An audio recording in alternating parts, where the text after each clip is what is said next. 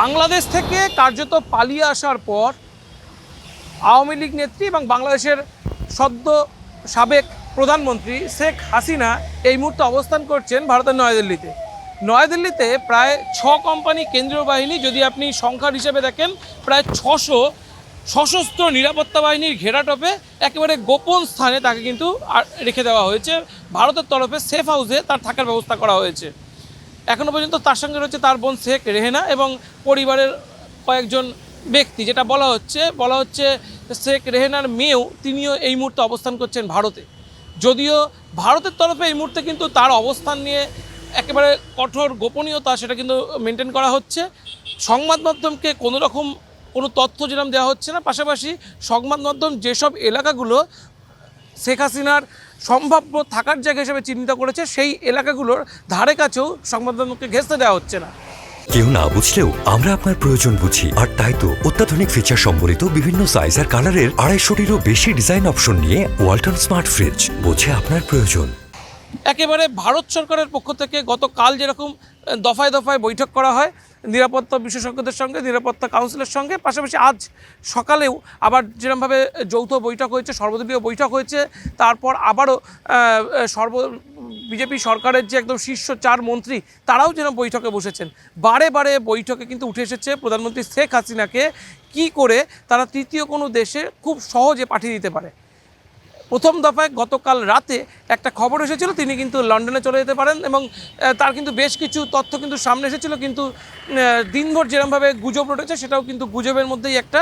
কারণ লন্ডনে তার যে প্রাথমিক অ্যাসাইলাম সেটা যেরকম বাতিল করা হয়েছে, দ্বিতীয়বার তার যে আবেদন সেই আবেদনে কিন্তু এখনও পর্যন্ত কোনো সাড়া মেলেনি।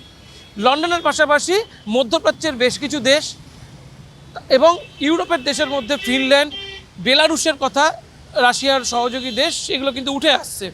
একাধিক দেশের কথা উঠে আসছে, কিন্তু কোনোভাবেই কোনো দেশের পক্ষে কিন্তু এই মুহূর্তে অ্যাসাইলাম পাওয়ার ক্ষেত্রে শেখ হাসিনার কোনো সবুজ সংকেত মেলেনি।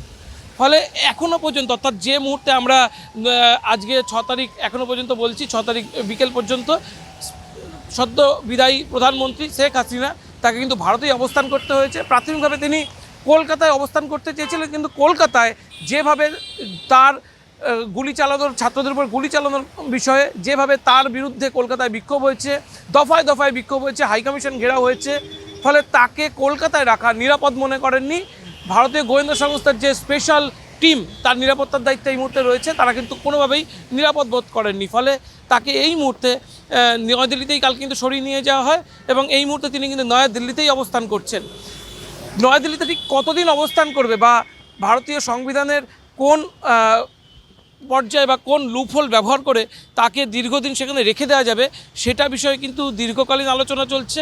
সংবিধান যারা বিশেষজ্ঞ রয়েছে তাদের সাথেও আলোচনা চলছে। কারণ ভারতে এই মুহূর্তে বাংলাদেশের যে দূতাবাসগুলো কাজ করছে সেই দূতাবাসগুলো নতুন যে সরকার তাদের বৈধতা অর্জন করতে হবে। দূতাবাসগুলো কিন্তু এই মুহূর্তে প্রায় কার্যক্ষম অবস্থায় রয়েছে, কোনোরকম কিন্তু তাদের কোনো কাজই নেই।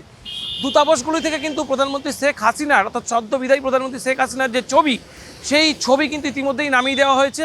ফলে সেখানেও কিন্তু তার যে যাওয়া বা সেখানেও তার যে নিজের কাছের লোক খুঁজে পাওয়া সেটা কিন্তু তার যেরকম সমস্যা হচ্ছে। পাশাপাশি ভারত সরকারের কাছেও কিন্তু গলার কাটা হয়ে দাঁড়িয়েছেন তিনি। ভারত সরকার চাইছে নতুন বাংলাদেশের যে সরকার আসছে তার সাথে সুসম্পর্ক গড়ে তুলতে। ভারতের যে বাংলাদেশ দূতাবাস তাদের এই সরকারের সাথে, অর্থাৎ যে তত্ত্বাবধায়ক সরকার আসবে তাদের সাথে একটা সুসম্পর্কের ব্রিজ নতুন করে তৈরি করতে, সেখানে শেখ হাসিনা যেন কোনোভাবেই অন্তরায় হয়ে না দাঁড়ায়। ফলে আগামী 24 থেকে 48 ঘন্টা খুব কঠোরভাবে নজর রাখতে হচ্ছে প্রত্যেক মানুষকেই, সাংবাদিকদের তো অবশ্যই, যে শেখ হাসিনা তৃতীয় কোন দেশে উড়ে যায়। এখনও পর্যন্ত কোনো সিগন্যাল কোনো দেশের তরফেই কিন্তু মেলেনি। কলকাতা থেকে শুভজিৎ পুততুণ্ড, সমকাল।